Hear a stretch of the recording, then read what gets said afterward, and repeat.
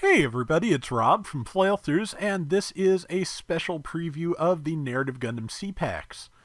Thanks as always to Bandai Namco Entertainment America for getting me access to the suit so I can show it off in practice. Starting off, it is a 650. It is a raid. It's got 21,000 HP, pretty balanced defensive stats. 20 ballistic, 27 beam, 25 melee. Leans towards range strength in terms of attack, 40 to 25 melee. Movement speed 135, boost speed 220, thruster gauge and turning speed both 75. 18 close range slots, 18 medium slots, 16 long range slots. Let's see, in terms of weapons, it has its own beam rifle, which, yep, it's a beam rifle. 6 shots, no, it does not charge apparently. 400 meter range, cooldown time between shots 5 seconds, reload time 14, power's 2500. Beam sabers are 2750 for damage, cooldown time 2.5 between combos, and yeah, 2 sabers. Vulcan's 110 damage, 250 meters range, 60 ammo, 6 second reload.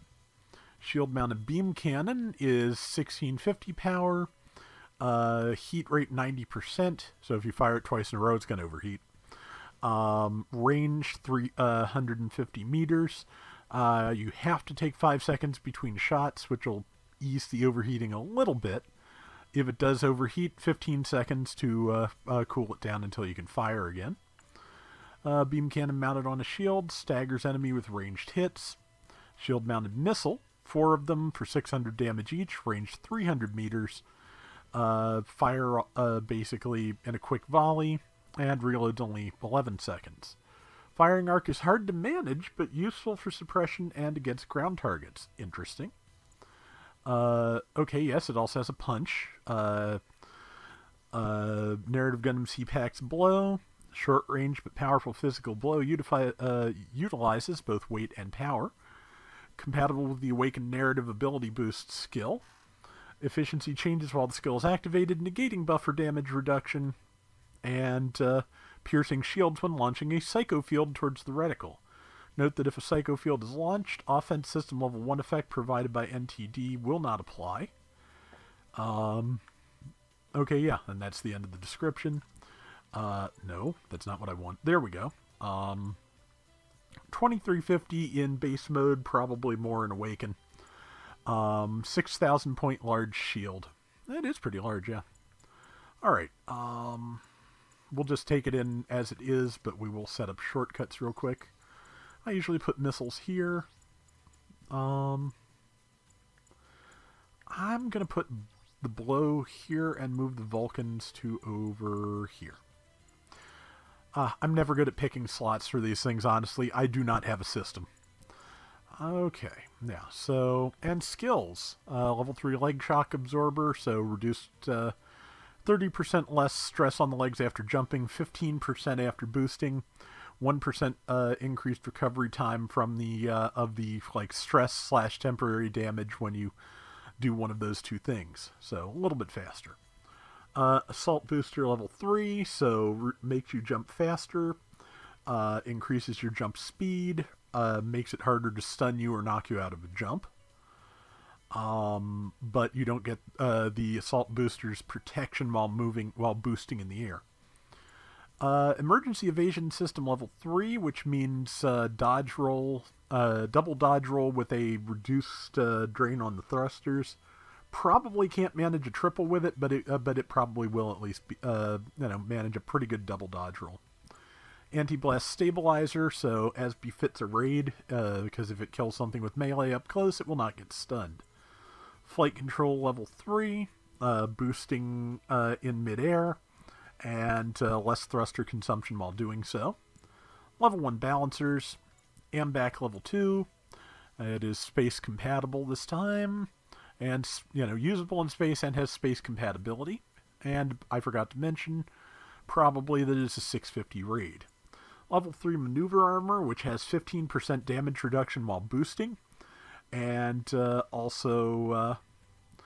harder to stun when you're boosting. Level 3 forced injector, which is the one of the more boost efficient flavors of that. It should you should be able to do some decent zigzagging without losing your full without overheating your thrusters. Hopefully, we'll check into that. Melee combo controller allows for a 2-attack melee combo, mitigates combo damage reduction. So yeah, 2 melee swings. Shield break stance mastery, won't get stunned when your shield blows up. High performance radar, 350 meter radar instead of 300. Yeah, 350 millimeter. It can see maybe an inch in front of its foot. Perfect sense. Counter boost. Your attack, defense, and mobility increase temporarily after doing a counter. Also, less time is needed for ranged weapons to focus and melee weapons to charge. Whoa, that could be a thing. NTD narrative ability boost. Press touchpad when at 80% or less HP to enter NTD. When activated, temporarily disables psychomy weapons for enemies in a limited area. Raises attack and mobility. It offers enhanced offense system level 1 while the ability is activated. Deals HP damage over time. So yeah, enhanced offense system I believe is the one that lets you just boost out of a melee clash or bounce animation.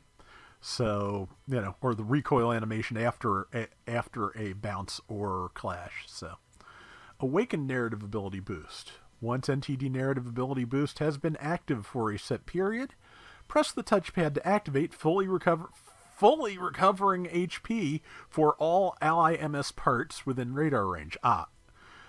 HP for parts, so damage to the head and the legs or the head and the backpack, not actual hit point restoration apparently, or if so, that's a separate thing.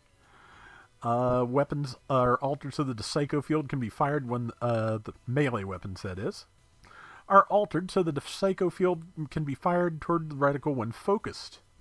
Damage from ranged attacks and the occurrence of reactions from cumulative damage have been reduced.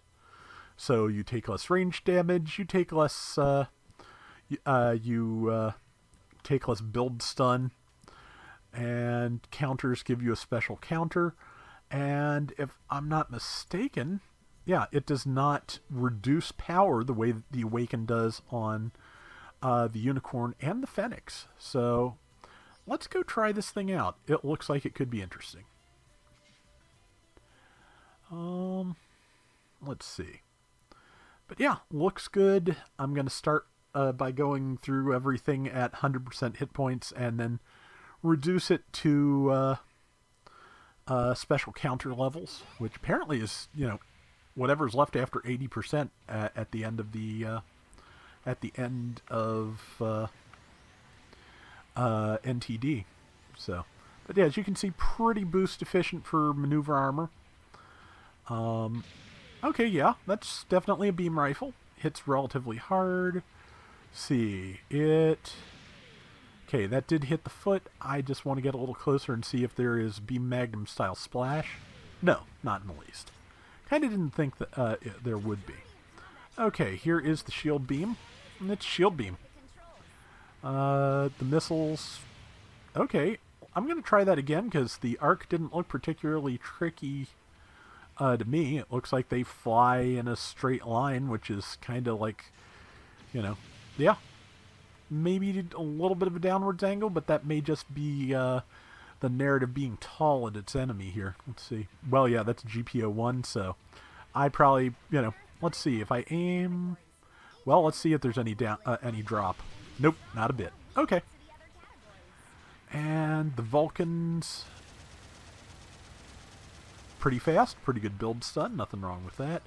Okay, let's look at some stuff. Neutral, left... right, downswing. Okay, and yeah. Okay, and the punches. Okay, it's got the Kyakushiki's downswing kick without a Another attack as the downswing. I like that. Okay, and the left one and right are just, pretty wide swings. So, okay, yeah, and they're unlike the gun cannon's kick. There is no forward travel. What you see is what you get. So, but it is very fast, which I think is going to be useful. Observe. One, yeah, a little bit of wind up, not very much. So, all right, that is what it can do. That is pretty much everything it can do in standard mode. Let's see. Will this kill? No, not quite. All right, so now let's go down to 80%. There we go. All right. NTD. We'll wait for the smoke to clear so we get a pretty picture. NTD is alive. And I'll move on to somebody else over here. Okay, hit point countdown is pretty rapid. Looks like it's only 30 seconds to get to awaken, which is not bad. Okay, yeah, no real changes to the animations, it would appear. Okay, yeah, so just for the record, that backhand has a very rightward arc. If you are even just slightly off, you're not going to hit anything. So, yeah. Okay, so let's see. This any different? Does not look to be. Nope. Okay, let's awaken before I run out of hit points. And all right, so here is. Okay. I thought this... Okay, is it only the punch that has the Psycho Field? Yes. And yeah, you have to use... it gives you a heavy attack with it, and boom. Okay, it causes heavy stagger. I'm going to have to... Let me look at something here, though, because I have a sneaking hunch. Yeah, so you can take better advantage of that. You kind of have to... boost out of the animation to get to somebody before they stand back up, because it does kind of leave you hanging there for a while, as you can see. Yeah. So yeah, that's going to work best when you have an opportunity to boost cancel. Okay, even with without charging, the Psycho Field does have added range. Oh, and you get a totally new downswing that is a couple, narrative used Fury Swipes. Okay, there we go. Yeah, okay, so looks pretty good, I think. Let's see, just looking to see any other weapon behavior changes. Not that I am seeing. Yeah, there's no change whatsoever to the Psycho Field effect. And yeah, as you can see, the Awaken does not restore your hit points the way it does on Unicorn or Phoenix. It just restores head and leg damage. So, all right, so yeah, here is the heavy one more time, which yeah causes heavy stagger. Yeah, I like the animations. It's got some neat stuff going on here, I think. Yeah, and it does have fairly fast melee combos as well. So, more so with the hands, I think, than the sabers. All right, so we're gonna go back up to 100% for a second, which I thought would have taken me out of Awaken mode. So we're probably... It's supposed to. In the I believe in the regular gameplay, it's supposed to take you, for most suits that have a hit point based transformation, they go back when you go to full health. Maybe it only does that on NTD and not Awaken. So this will be the fancy counter, I think. Relatively fancy. Okay, I'm going to change my hit points to a lower value, and then we'll try that again and see if there's a different counter. Nope, that is not bad. Pretty good damage, pretty dynamic camera. Does increase attack, defense, and speed, I believe. And now we're going to set my hit points to 0, so I explode, and we can come back and see the basic counter. And then that will probably be it for now. but I am liking this. It looks pretty nice. And alright, wait to respawn, and then we will see the standard counter. And also, I think I'll just do a little bit of hit point manipulation to see if I'm right, and it does take you back out of NTD if you get over 80% hit points. So, because why not? You know, I don't spend a lot of time messing with the simulator, so I don't get to see everything. At least not, you know. I get surprised by things in fights instead, which maybe not the best idea, but okay. And counter. Okay, yeah, it just uses its kick if it's not in NTD or not in Awaken. Down to 80%. Let's go back to the Gerbera. We'll pop NTD, see if that changes the counter. And then we will go back up to 100%. Okay, nope. Just NTD, just get you the kick again. Alright, now, current value 100%. And I've got 100%, but it's still counting down.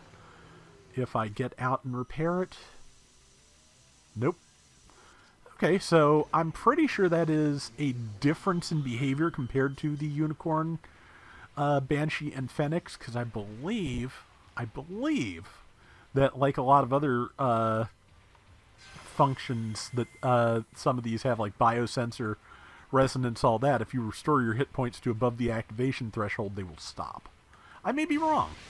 Again, I don't test these things unless it comes to mind while I'm doing these videos, so yeah. I don't know. I may be entirely wrong.